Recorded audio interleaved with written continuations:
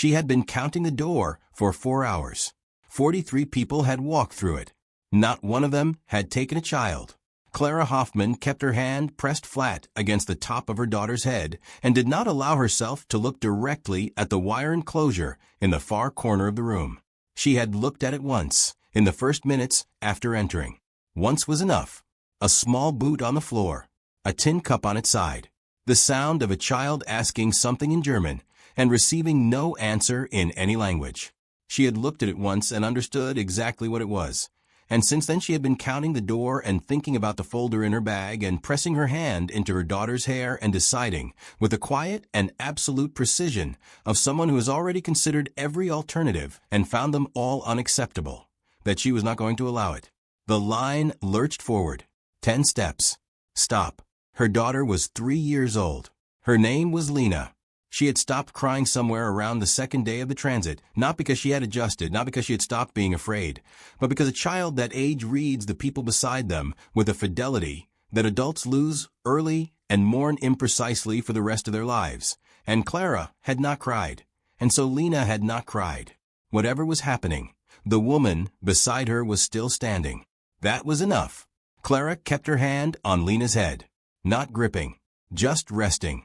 The weight of a hand that says, in a language older than German, older than English, older than any of the words that were about to be required of her. I am here. I am not moving. You are not alone. The line moved again, 3 steps this time. Ahead of them, the intake tables ran in parallel rows under flat gray light. American soldiers behind clipboards. A translator moving between stations. At each table, documents changed hands. Papers extracted from coats and bags and tucked away folders, examined, written about, returned, or held. The machinery of a system determining who each person was now that the war had finished determining it for them. And in the corner, the wire enclosure. Low benches. A small boot. The sound of children. Clara pressed her hand more firmly into Lena's hair and thought about the folder. She knew, with the precise and unsparing intelligence of a woman who had been a classroom teacher and had learned to assess situations without softening them, that the folder was not enough. She had known this for 2 weeks. She had kept it anyway, pressed against her side through every checkpoint and transfer and transit, because a mother with inadequate proof is still a mother, and she was going to say so, and she had been deciding, for 4 hours and 43 door openings, exactly how. The line lurched forward again. 10 steps. Stop. Lena tightened her grip on the side of Clara's coat. The folder contained 3 things. A photograph, taken in a garden in Dresden in the spring of 1942. In it, Clara stood in pale light with a baby in her arms. The baby's face was turned away from the camera. You could not see the birthmark. You could not see the small pale crescent behind Lena's left ear that Clara had traced with her thumb 10,000 times in dark wagons and borrowed rooms, and the cold back seats of requisition vehicles during the long retreat from east to west that had eventually deposited them both in this line, in this room, on this particular morning. A birth record, or what remained of one. The paper had been soaked through during a night on the road north of the Rhine, when a wagon had split and the convoy had stopped in rain for 3 hours, and the folder had been in the bag that slid under the bench and sat in the shallow water, collecting at the wagon floor. The name was still legible. The date was still legible. The confirmation stamp from the records office in Dresden had become a blue-gray smear, indistinct as breath on glass. And a grammar textbook, a German language primer that had belonged to her classroom before the school closed and the building was converted to other uses. In the margins, in Clara's precise teacher's handwriting, she had kept notes during the road. Dates, places, the names of checkpoints, the names of women who had helped them, the names of doctors at 2 different field stations who had treated Lena for a fever in October. The kind of notes a person keeps when they sense that documentation is dissolving around them and want to replace it with something, anything, even handwriting in a grammar book. It was not enough. She had known for 2 weeks that it was not enough. But she had kept the folder pressed against her side through every checkpoint and transfer and transit because it was what she had, and a mother with inadequate proof is still a mother, and the folder was proof of that even if it was proof of nothing else. The line lurched again. Lena tightened her grip on the side of Clara's coat. Before we go further, I want to ask you something small. Where in the world are you watching this right now? Drop your city or country in the comments.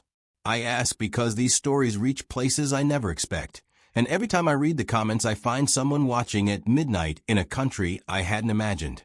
And I think about what it means that this history is still finding people. So tell me, where are you? 11 minutes later, they watched what happened to the woman 4 places ahead. She was perhaps 30, broad-shouldered, with the dusty, exhausted look of everyone in the line.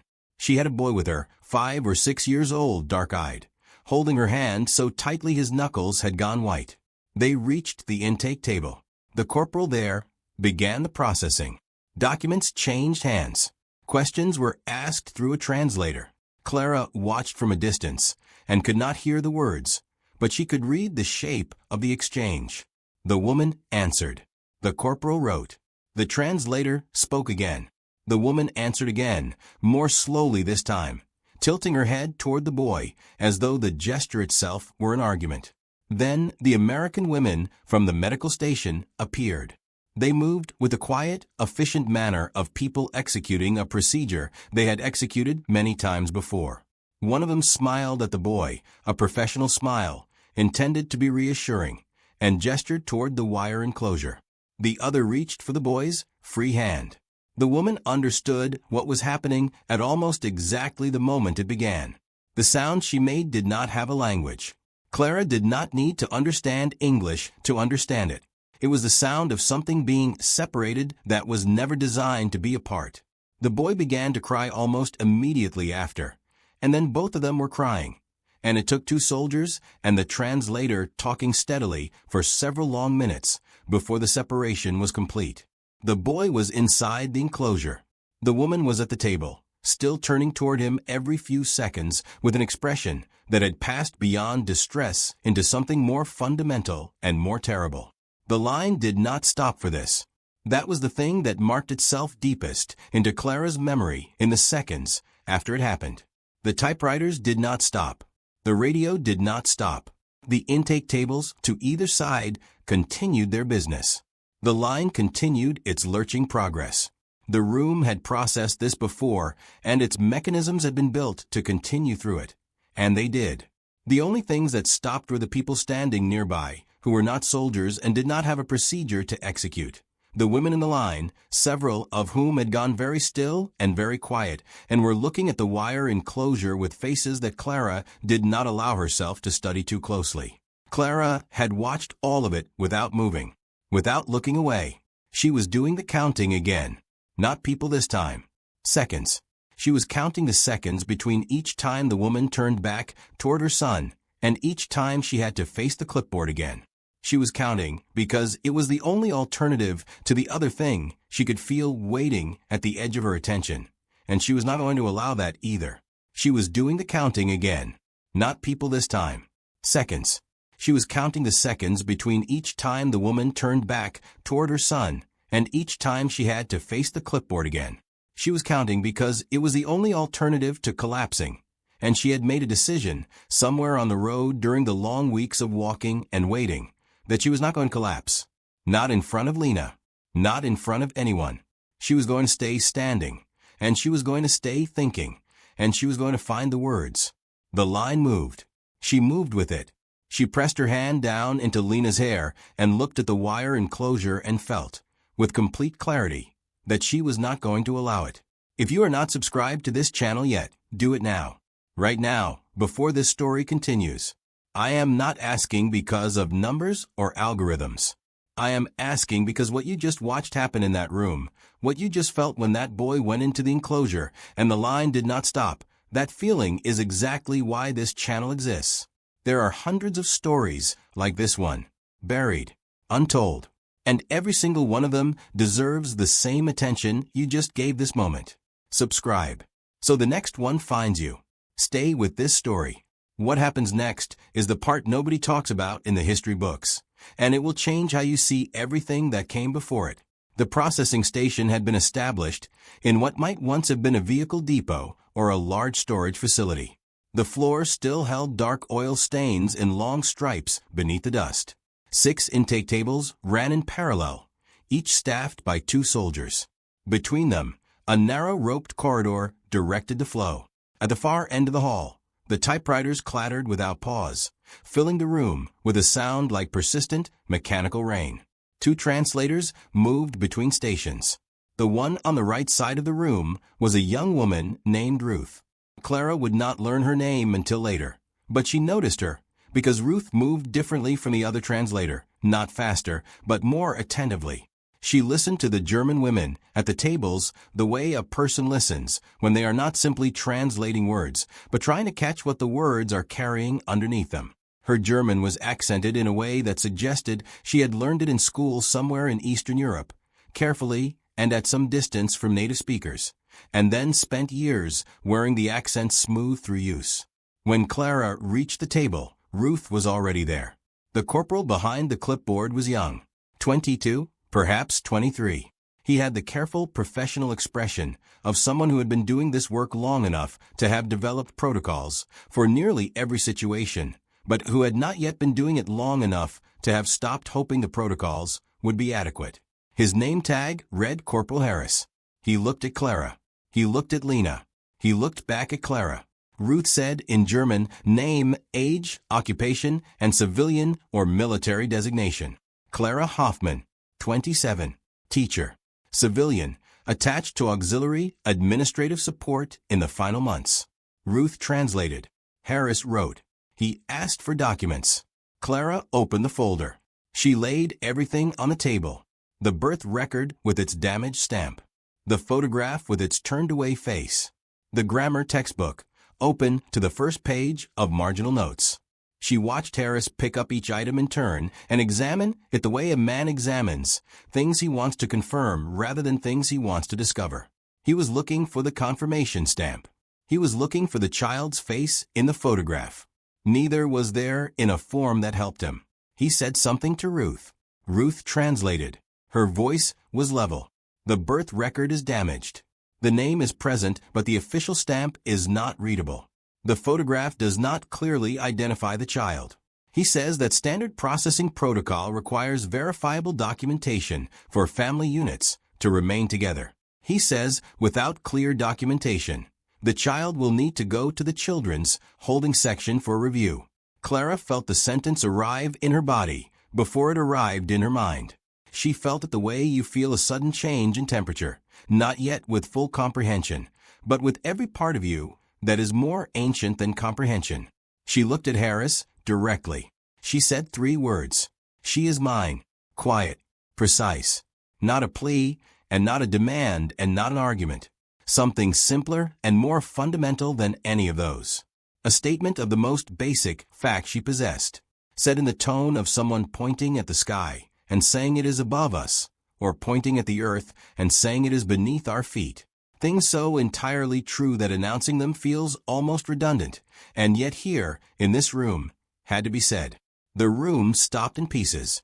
Harris raised his eyes first. He had been looking at the clipboard, and he raised his eyes and looked at Clara with an expression she could not entirely read, not hostility, not disbelief, simply a kind of arrested motion. The expression of a person who was partway through a procedure and had just heard something that the procedure did not have a response to. Ruth stopped translating and went still. The translator at the next table paused. A soldier crossing the room behind Clara stopped walking, and Lena, who had been standing silently with both small hands wrapped around the fabric of Clara's coat, pressed her face harder into. Clara sighed and made a small sound, not a cry, not a word, just the sound of a child pressing herself deeper into the person who means safety. And that sound, that small wordless sound, seemed to settle over the room like the last word of a sentence that nobody knew how to answer.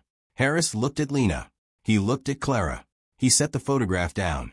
He said something very quietly to Ruth. Ruth turned. He says he needs to bring his superior officer. He says you and the child should wait here. Harris stood. He crossed the room. A door near the back wall opened and closed. Clara stood very still with her hand on Lena's head and waited. 3 words had stopped the line, but the line needed an answer. And the answer was behind a door she had no power to open. Pause for a second. I want to know, at what point in this story did something shift for you? Drop the timestamp in the comments. You'll be surprised how many people stopped at the exact same moment. Captain James Whitmore was perhaps 40 years old. He had the gray-templed, efficient look of a man who had been managing difficult situations for long enough that the managing itself had become a kind of temperament. He walked back into the hall with Harris behind him, reviewed the documents on the table with the systematic attention of a man who had reviewed a great many documents, and then looked at Clara. Then at Lena. Then at Clara again. He spoke to Ruth at length. Ruth translated. "This is a documentation matter," she said. "Camp processing regulations require verifiable proof of biological relationship before family units can be maintained together. The birth record is insufficient in its current condition.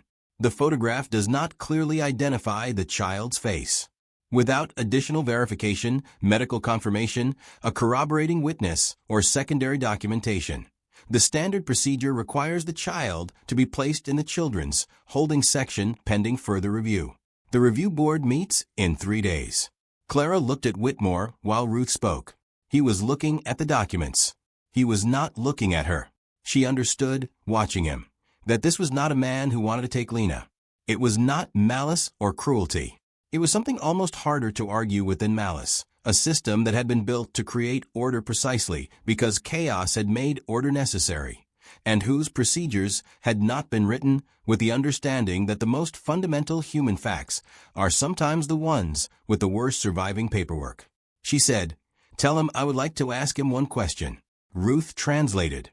Whitmore waited. Clara said, "Ask him whether he has children." Ruth went still for a fraction of a second. Something moved across her face, not discomfort, something more like recognition. Then she translated. Whitmore's expression shifted almost imperceptibly. He said something brief and flat, without looking up from the documents. "He says that is not relevant to the matter at hand," Ruth said. Clara looked at Whitmore steadily. Then she said, quietly, "Tell him it is very relevant." The room was not exactly silent. The typewriters continued. The radio continued. But the particular silence of the people within earshot of that exchange, Harris, Ruth, the woman waiting behind Clara in the line, the soldier who had come back to his post and was looking at nothing in particular, had a different quality from the ordinary noise around it. Whitmore looked up at her for the first time. He did not answer. After a moment he said something to Ruth. "He says you and the child will be placed in the women's holding barracks as a temporary accommodation pending the documentation review. This is a procedural arrangement, not a resolution. The review board's determination will be binding." Clara nodded once. She picked up the folder. She placed it back in her bag. "Thank you," she said to Ruth. Not to Whitmore, who wouldn't understand it. To Ruth. Ruth said nothing. But she held the door open as Clara walked through it with Lena's hand in hers, and she held it a moment longer than she needed to. And when Clara glanced back, Ruth was still watching. Outside, the camp spread under a wide gray sky. Wooden barracks in rows. Gravel pads between them, hard and pale. The wire ran along every perimeter, and beyond the wire, flat land stretched away in all directions, empty and enormous. Lena tipped her head back and looked at the sky. She had not been outside in 2 days. The vastness of it seemed to surprise her, the openness above the wire, the pale light moving through it. "Mama," she said. She pointed upward. "I know," Clara said. "Come." They followed the guard along a gravel path to the women's barracks. Inside, the building held 3 rows of wooden platform bunks, rough wool blankets, 2 windows at each end. It smelled of disinfectant and long use and the particular warmth of too many people in a closed space. A dozen women from the convoy were already there, sitting on bunks or standing near the windows looking out. They looked at Clara and Lena without speaking. Clara found an empty lower bunk near the far window and sat down. She lifted Lena onto the bunk beside her. Lena looked at the blanket. She touched it with one careful finger, the way a child tests the temperature of something unfamiliar. Then she looked at Clara. "Hungry," she said. "I know," Clara said. "Soon." Lena considered this. She looked at the window. Then she lay down on the bunk and curled against Clara's side and closed her eyes. Within minutes, she was asleep. Her breathing found its rhythm, the particular rhythm Clara had memorized over 3 years, with its small pause before each exhale that had alarmed her terribly in the first months of Lena's life until a doctor told her, gently, that it meant nothing dangerous. Just the way this particular child breathes. Clara lay beside her and stared at the ceiling and thought about the review board. 3 days. She had 3 days to find something that would convince a board of strangers to believe the most fundamental truth she possessed. She did not sleep for a long time. She had been a teacher. Before the war, remade her. Elementary school in Hamburg, 23 students ranging from 6 to 9 years old, a classroom on the 2nd floor with good light, and a view of a courtyard where pigeons assembled in the mornings, as though they had been assigned there. She had taught German language and arithmetic and a little geography, and she had been good at it, not because she was gifted with children particularly, but because she was patient in the way that precise people are patient, able to hold a complex problem at arm's length and look at it without flinching, and then find the smallest possible true thing to say about it. That quality, she suspected, had kept her sane during the years when sanity had required effort. She remembered her classroom the way she remembered few things from before the war, with a specific proprioceptive clarity, as though the memory lived in her hands rather than her mind. The weight of chalk. The particular sound of 23 children settling into their seats at the beginning of a lesson. The satisfaction of a well-constructed sentence on the board, the nouns firm, the verbs doing exactly what they were meant to do. She had believed in language. She had believed that precision in language corresponded to precision in thought, and that both corresponded to something functional in the world. The war had not entirely disabused her of this belief, though it had given her extensive evidence for the prosecution. She held on to it the way you hold on to the things you were before, because you are made of them even when they seem implausible. She had been 23 years old when she met the man who would become Lena's father. She had been 24 when he left for the Eastern Front. She had been 24 when she received the letter that told her he would not be coming back. She had been 25 when Lena was born in a hospital in Dresden during an air raid warning, in a basement room with 3 other women, and a doctor who kept his voice deliberately, professionally calm throughout the entire procedure, the ceiling vibrating faintly above them. The war had not given her time to mourn. She was grateful for that, later, in the way you are grateful for things that kept you moving, when moving was the only survivable direction. She had stayed in Dresden through 1943 and most of 1944. She had continued teaching in the depleted, improvised way that education continued during the second half of the war. Fewer children, changed curricula, a building that seemed to hold its breath between air raids. In the autumn of 1944, when the order came for civilians in certain categories to relocate or attach themselves to auxiliary work units, she had gone with the nearest administrative group. Lena wrapped in a carrier on her back, the grammar textbook in her bag, because it was the nearest thing she had to a journal, and the folder with its 3 contents pressed against her side. The next 6 months were a road. She would not be able to explain them to anyone, afterward, as a coherent sequence. They existed as impressions. The sound of vehicles, cold mornings, the faces of women who helped her and then moved on into other currents of the same current. A field station where a doctor treated Lena's fever with what remained of a supply of medicine and gave her a biscuit from his own ration without comment. A checkpoint where a soldier looked at the folder and waved her through without reading it. She had felt the relief of this as a physical thing, her legs briefly uncertain under her. A wagon with a broken wheel standing in rain for 3 hours. The grammar textbook in her hands under a lamp in a borrowed room, writing dates and names in the margins because she was afraid that if she stopped documenting, something essential would dissolve. The road had the specific quality, she thought, of a test of what was real. Not moral real or philosophical real, simply real in the sense of what remains when most things are taken away. Her profession had been taken away. Her home had been taken away. Most of her possessions had been taken away or lost, one by one, at various points along the road. Her certainty about the future had been taken away so completely that she had stopped imagining forward past the next checkpoint, the next warm room, the next meal. What remained was not courage, not virtue, not any of the elevated things. What remained was Lena, and the specific, daily, entirely practical work of keeping Lena alive, warm, fed, and as unhurt as was achievable under the circumstances. That work had taken everything she had and had not allowed her to stop having it, which may have been why she was still standing. And then, at the end of it, a convoy in a checkpoint and a processing hall in a camp where an American corporal looked at a damaged birth record and reached for a procedure. That night in the barracks, Clara lay awake and thought methodically. She had no corroborating witnesses. The senior officer under whose work unit she had nominally been attached had been separated at a checkpoint 2 weeks earlier, pulled into a different channel of the same system. She did not know where she had gone. The neighbors in Dresden who had known Lena since birth, the old woman on the floor above who had sometimes watched the baby while Clara taught, the pharmacist's wife on the corner who had given Lena a toy rabbit when she turned 1. She did not know if they were alive. She did not know if the apartment building was still standing. She did not know what Dresden looked like now from the outside. And she did not yet know what it looked like from the inside, either, because knowledge of that kind had been coming to her in increments during the road, and she had been receiving it carefully. The way you receive news that confirms what you already suspected, but were not ready to fully know.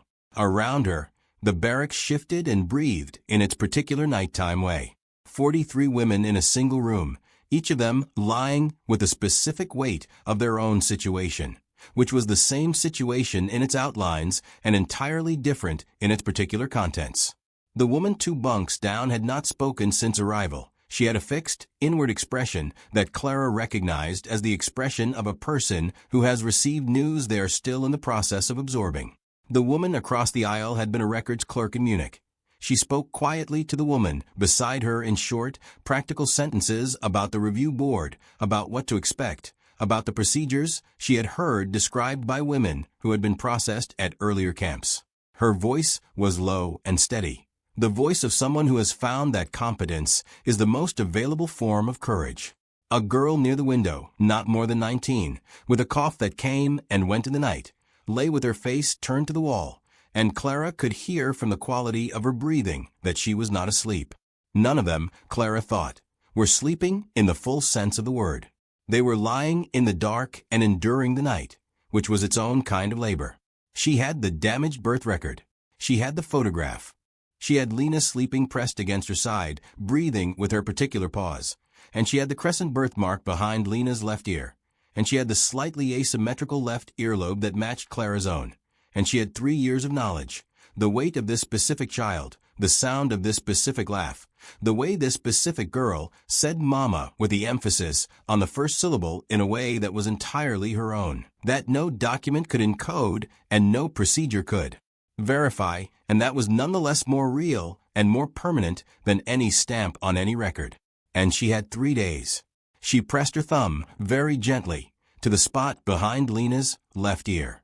The birthmark was there, small and pale and precisely crescent-shaped, with a slight irregularity at the lower edge. Clara looked at the ceiling of the barracks and thought carefully about what she could do with 3 days. Don't skip ahead. The moment everyone remembers from this story, the one that stays with you for days, hasn't happened yet. It's coming. Stay. The next morning, she asked to speak with the translator. This was not simple. Ruth moved between intake stations and could not easily be stopped. The camp guard assigned to the women's barracks that morning, a boy from somewhere in the American Midwest who looked barely old enough to be in uniform and who had the careful, slightly apologetic manner of someone who knows he holds authority over people older and more experienced than himself, passed the message along. And it made its way through channels, and by mid-morning a different soldier came to the barracks door and said something Clara didn't understand. And then Ruth appeared. Behind him, they sat outside on a wooden bench in pale morning sunlight. Lena sat at their feet, arranging 3 small pebbles and a stick in a pattern that seemed to satisfy some private logic. Ruth sat down and looked at Lena for a moment without speaking. Then she said in careful German, "I believe you." Clara did not answer immediately. She watched Lena move the pebbles. "I know," she said. Ruth folded her hands in her lap. But belief and documentation are different things in that building. She paused. Do you have anything else? Anything you haven't shown them? Clara thought about this with the deliberate care she brought to problems she knew were serious. She thought about the hand-stitched label sewn into the collar of Lena's winter coat, sewn there by Clara herself in the autumn of 1943, small neat stitches reading Lena Hoffmann, because the coat had been borrowed from a neighbor's daughter, and she had wanted it to know whose child wore it now. She thought about the notes in the grammar textbook, the dates and names and places that mapped their journey. She thought about the watering of Lena's left eye in the cold, which had been there since she was 6 months old. She thought about the earlobe. She said all of this to Ruth. Slowly, precisely. The birthmark. The earlobe. The specific shape of the asymmetry. She described Lena's first word, the date of it, the kitchen in Dresden where it happened. She described the fever in October and the field station doctor's name, written in the grammar textbook's margin. She described the photograph, not the child's hidden face, but the specific quality of the garden light, the angle of the wall behind them, details that matched a house that had existed and could, theoretically, be verified. Ruth listened without interrupting. She did not write anything down. She simply listened with the full, receiving attention of someone who is not deciding whether to believe, but deciding what to do with something she already believes. Then she said, "The birthmark." "Yes," Clara said. "Can you show it to a doctor?" Clara looked at her. "A doctor," Ruth said quietly, "can conduct a physical examination and write an opinion about physical characteristics consistent with biological maternity. It is not a legal determination, but it is something with weight. And combined with what you have, the birth record, the photograph, the textbook, it creates a stronger foundation for the review board. It requires a doctor willing to write it. There's one here who I have seen make considered judgments about these situations." "What doctor?" "Major Aldrich, camp physician. He is not a member of the review board, but the board accepts medical opinions. A written statement from a medical officer carries weight that the board cannot easily dismiss." Clara considered this. Then she said, "Can you arrange it?" Ruth was quiet for a moment. Then she looked at Lena, who had lined up the 3 pebbles in a row and was studying them with solemn satisfaction. "She looks like you," Ruth said. "Around the eyes." Clara said nothing. After a pause, Ruth stood. "I will try," she said. "If you found this channel today, you weren't meant to leave yet. Every story here is one the textbooks left out. Subscribe, because the next one is already waiting for you, and it's heavier than this one." Major Aldrich ran the camp infirmary from a canvas tent and 2 converted storage rooms, and he had the quality, encountered rarely enough in wartime that it still registered as remarkable, of making people feel slightly less afraid simply by the manner in which he occupied space. He moved slowly. He spoke at measured intervals. He gave the impression of a man for whom rushing would be a philosophical compromise, not merely a physical one. He received Clara and Lena in the infirmary the following afternoon. Ruth translated. Clara laid the folder on the examination table and presented the documents again, in the order she had prepared.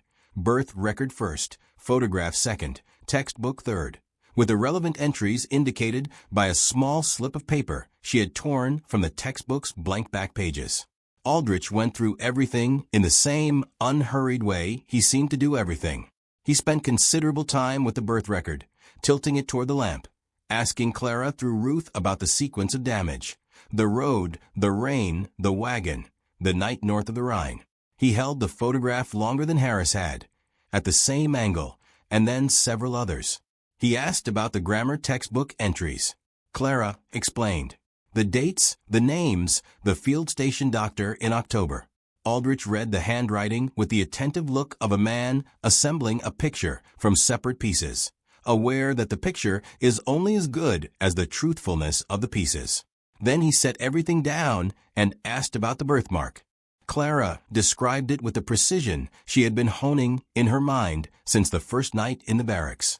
Location: posterior to the left ear, immediately behind the auricular cartilage, approximately 2 centimeters below the hairline. Shape: crescent, with the interior of the curve facing the hairline. Size: approximately 8 millimeters at maximum dimension. Characteristic: slight irregularity at the lower edge of the crescent, where the curve does not close perfectly, leaving a small open arc. Aldrich wrote all of this down. Then he asked if he could examine Lena.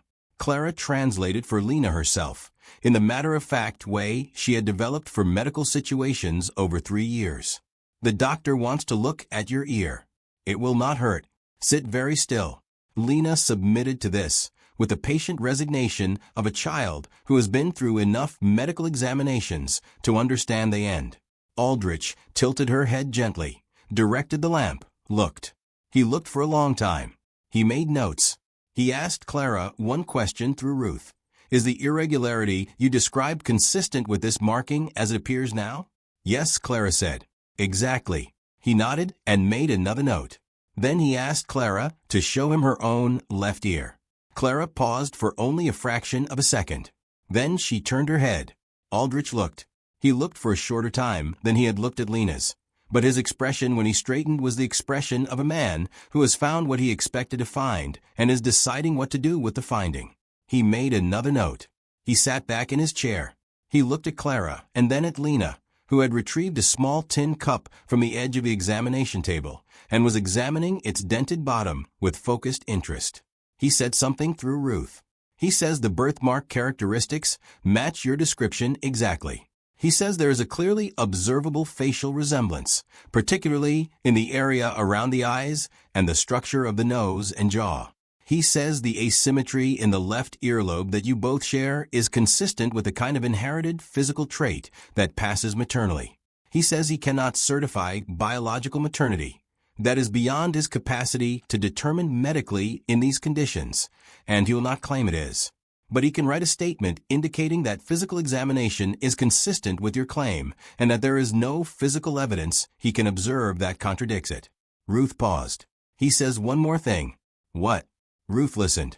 Something changed in her face, a small shift, the look of someone absorbing a sentence and feeling it before they transmit it. He says, I have 2 daughters, and if something had taken my papers and I could not prove it on a form, I would say the exact same 3 words you said. The infirmary was quiet.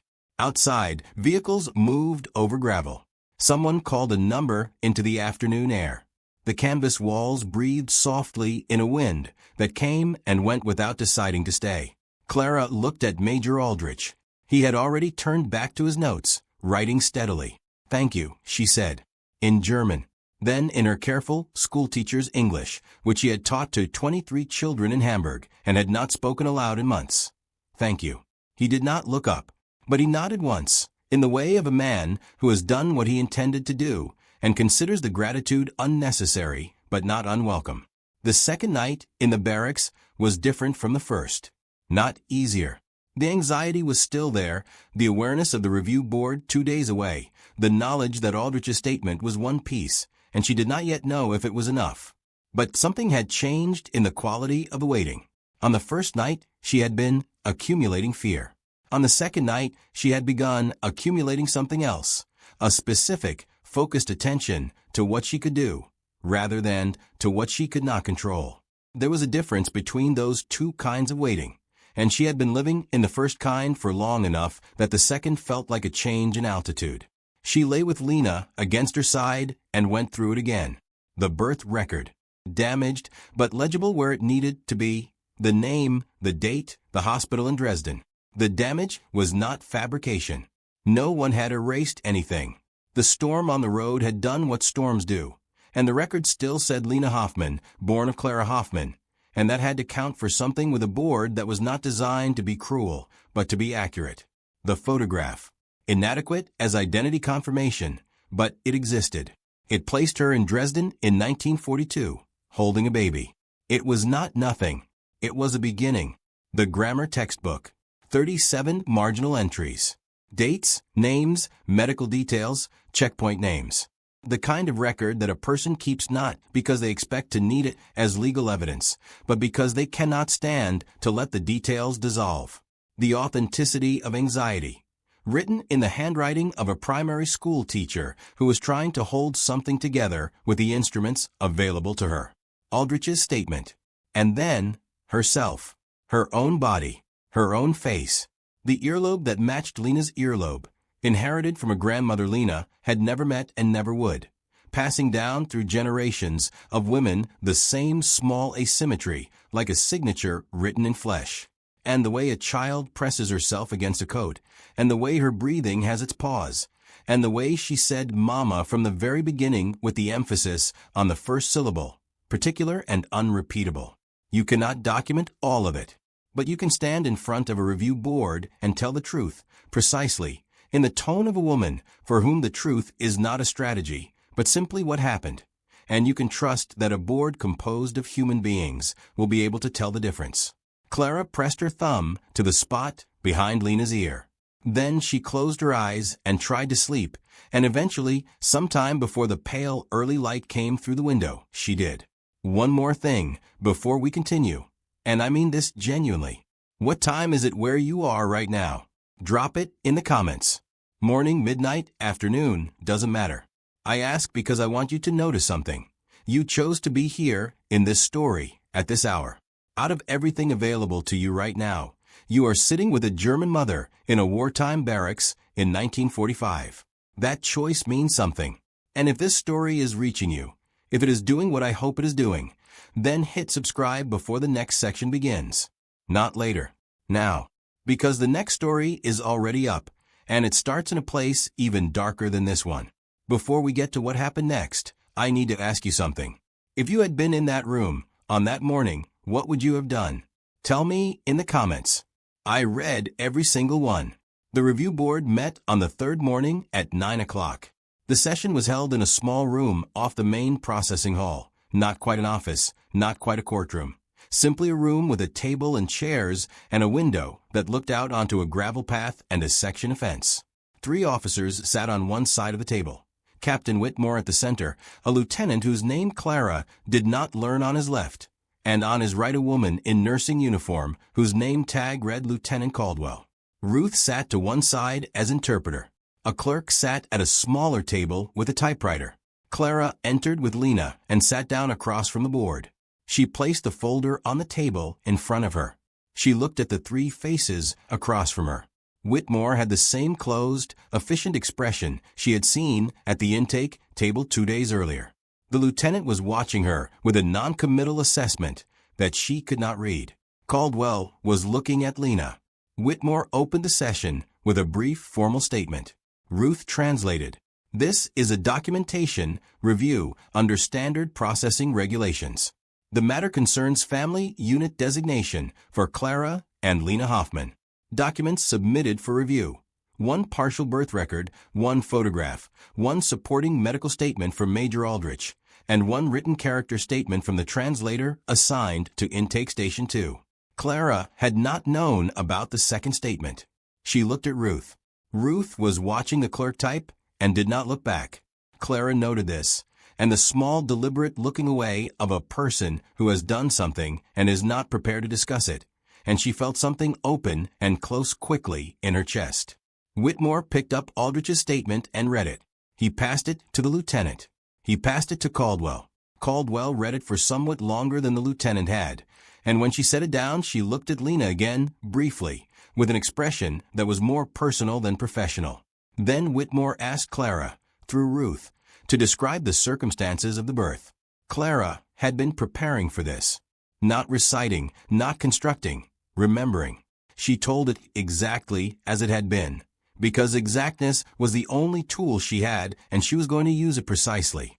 The hospital in Dresden. Dr. Karl Meinert. She had not forgotten his name. She told them she would never forget the name of the doctor who had told her, afterward, that the baby was healthy and that the birthmark was nothing to worry about. The date, which was on the birth record.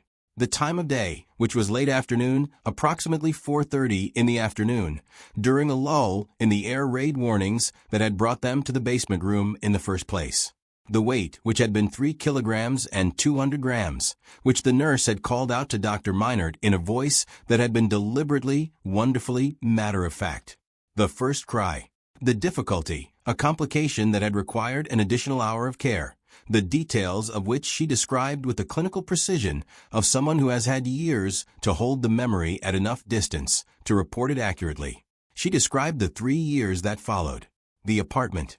The milestones she had kept track of, not formally, but in the way that a precise person keeps track of things that matter, writing them in the margin of a grammar textbook because it was what she had. The first word in March of 1943, in the kitchen, mama, with the emphasis on the first syllable. The fever in October, and the field station in a village whose name she had written in the book and could tell them now. The first time Lena walked across a room without holding on to anything, which happened on a Tuesday morning with the sun coming through the apartment window at a low winter angle, and Clara had been standing at the far end of the room with her arms out and had not trusted herself to speak until the girl was safe in them. She described the road, not the whole road. She could not have described the whole road in a morning, and she did not attempt to, but the specific moments where Lena's existence had been the reason for a decision. The route chosen because of a wagon that had room for a child to lie down flat, the field station stopped at because of the fever, the checkpoint where she had produced the folder and waited, every time, with her hand on Lena's head.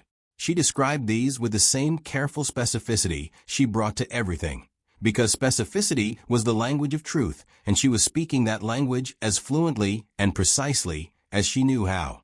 She described the night the birth record was damaged, the exact sequence of events, the wagon wheel splitting, the rain, the bag sliding beneath the bench, the moment 2 hours later, when she opened the folder and saw what the water had done, and the specific, quiet, controlled quality of the grief that had passed through her in that moment. Not loud, not dramatic, just a precise recognition of a person who has lost something irreplaceable and knows it and does not have the luxury of collapsing over it. She spoke for 13 minutes. Ruth translated steadily. The clerk typed. The members of the board listened. When she finished, the room held a silence that was different from the silence of a room where nothing is being said. It was the silence of a room where something has been said and is settling. Lieutenant Caldwell leaned slightly forward. She spoke quietly. Ruth translated. She says she has one question. Not for the record. She says, when the corporal stopped the line on the first morning, when he told you the child might be separated pending documentation, you said 3 words. Only 3 words.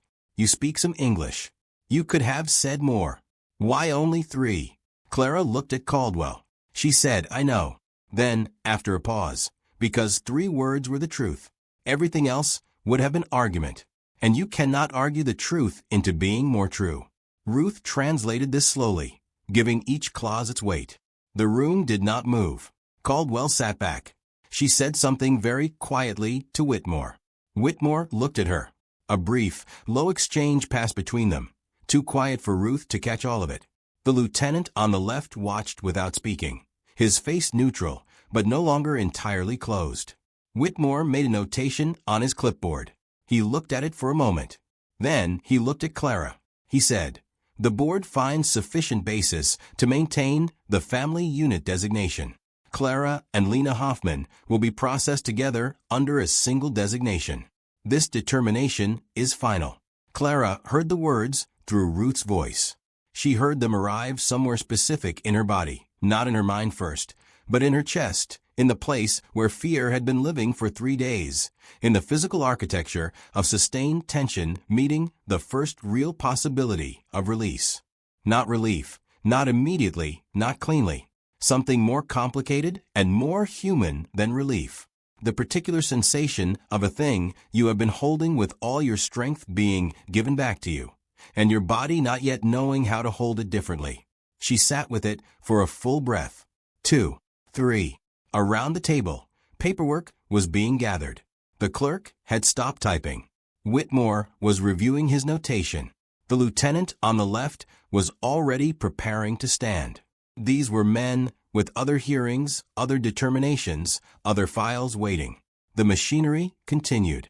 She understood this and held no bitterness for it. Caldwell, however, was not gathering her papers.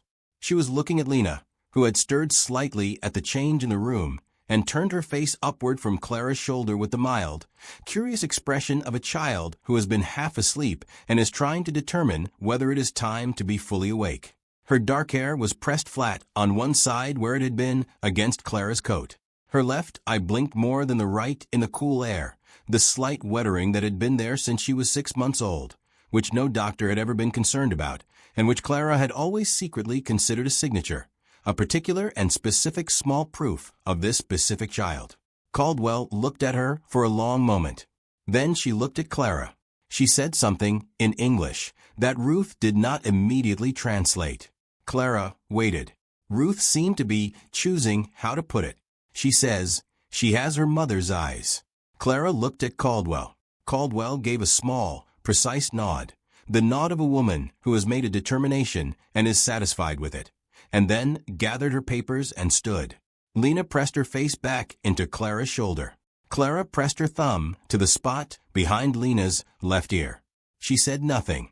Outside the review room, the gravel path was bright with late morning light. A crow was moving along the fence line somewhere to the right, unhurried, indifferent to the compound and its purposes. The sky was very large and very pale above the wire. Clara walked with Lena back toward the women's barracks. She did not go quickly. She went at the pace of a person who has arrived somewhere she has been trying to reach for 3 days and wants to take a moment to acknowledge that she is there.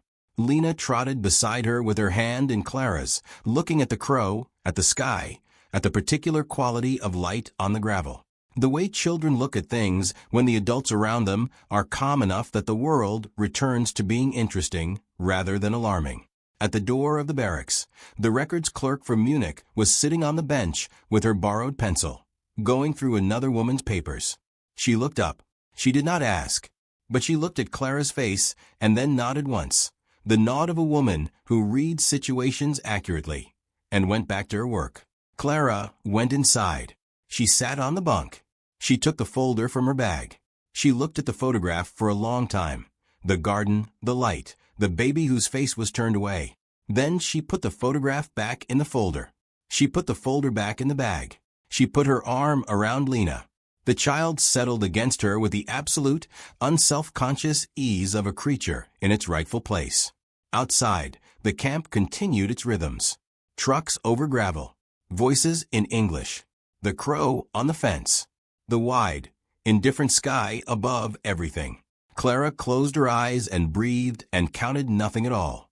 If that moment hit you, and I think it did, then you already know this channel is different. Subscribe. Not for the algorithm. Because these women deserve to be remembered, and someone has to keep telling their stories. The days that followed were neither easy nor transformed. The wire was still there. The uncertainty was still there. What would come next? When? In what form? What waited beyond the fences and the gravel paths and the wide flat sky that Lena liked to point at in the mornings? The other women in the barracks were still afraid in their own particular ways. News from Germany arrived in fragments and cautious official communications. The weight of everything unresolved did not lift simply because a board had decided that one mother and one daughter could remain together. Captivity is not answered by a single verdict. It continues in its small indignities and its daily uncertainties until it ends. But something small had shifted in the air of the camp. Not for everyone. For a few.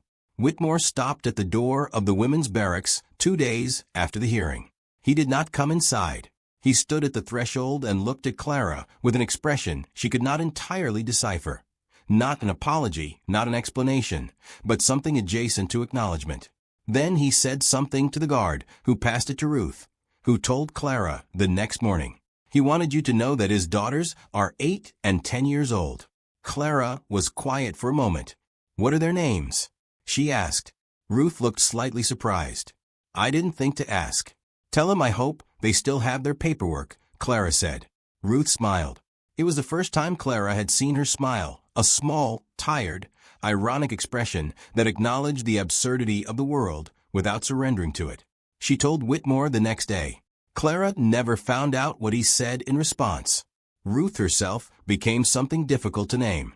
Not friendship, not professional courtesy, something particular to wartime.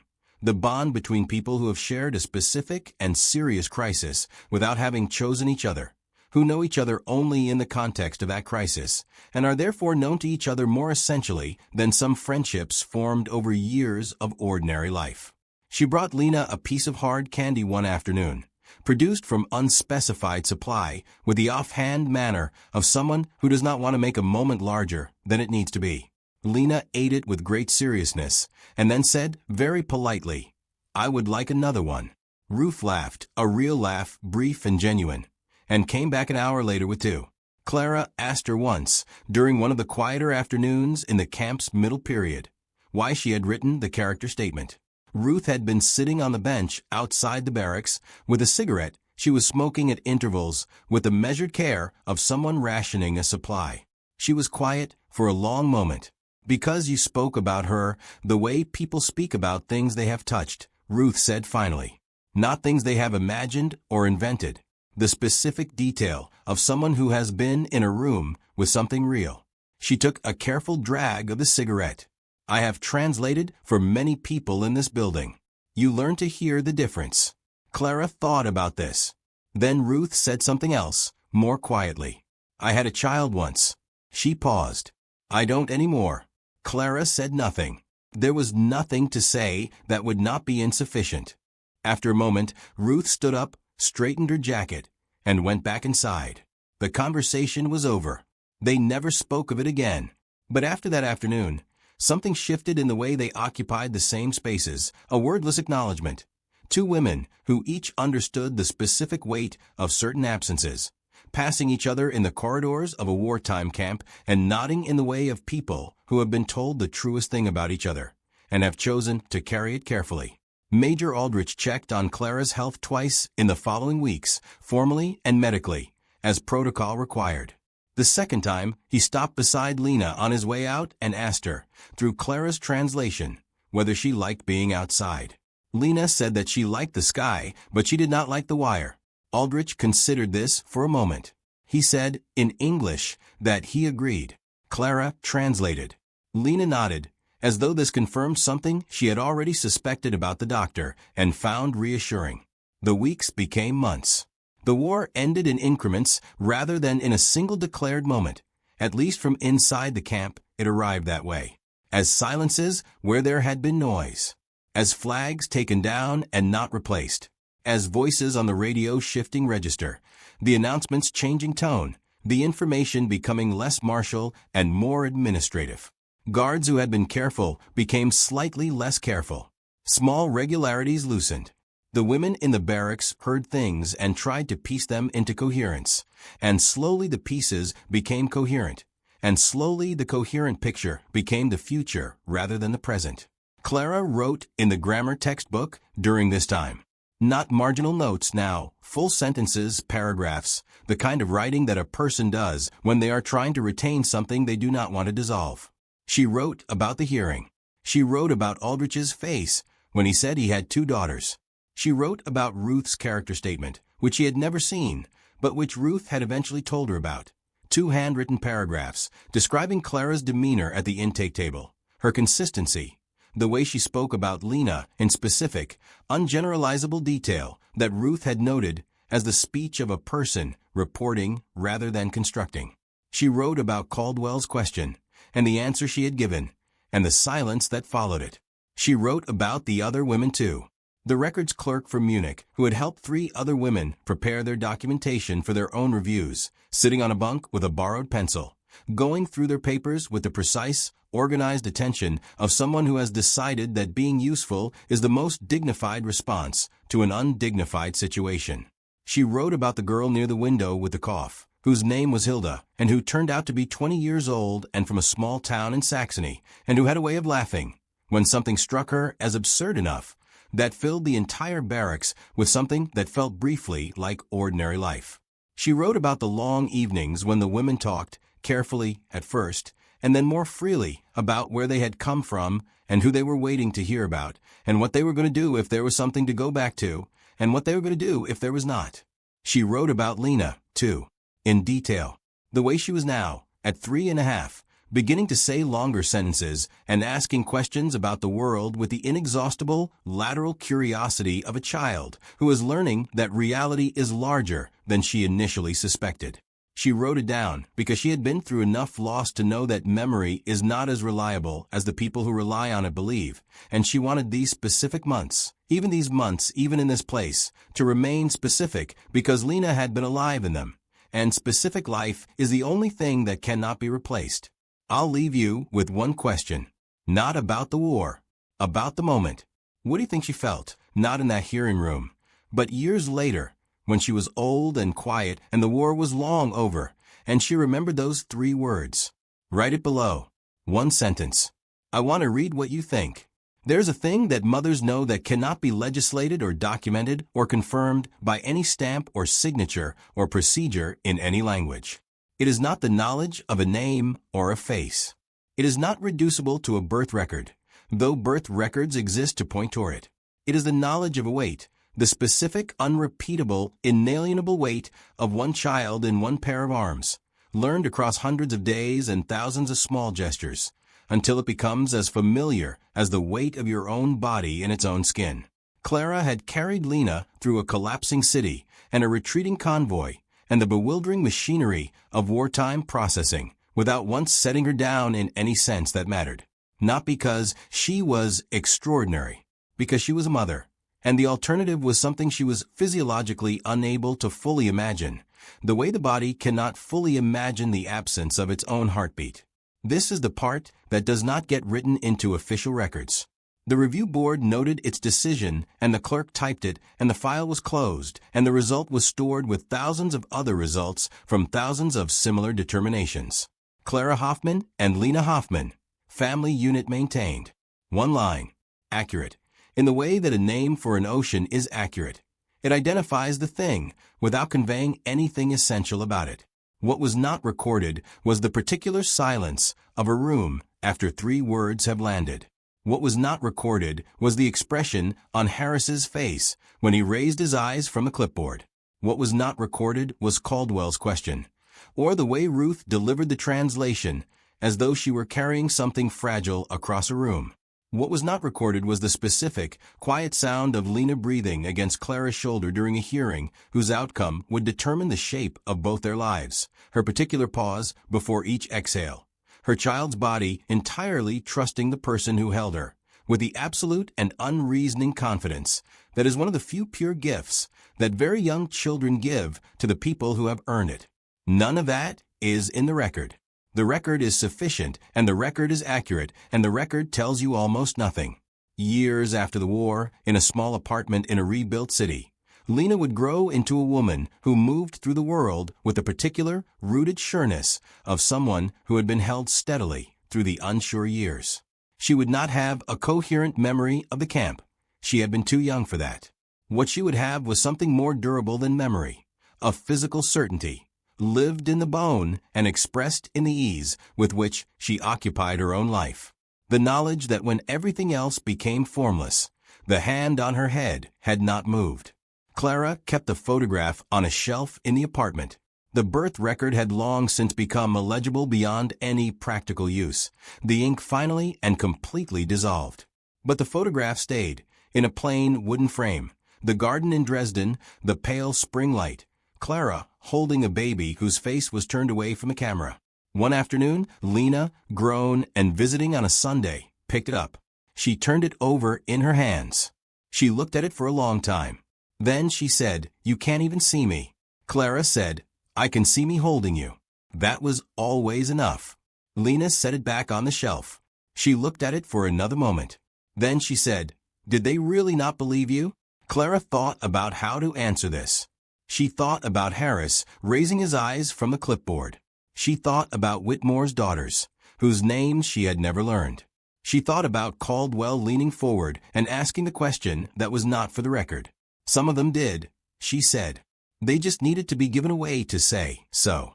Lena nodded slowly, in the way she had of absorbing things and turning them over before responding, a quality Clara recognized as inherited and had always been quietly proud of. "What did you say?" Lena asked. "To make them believe you."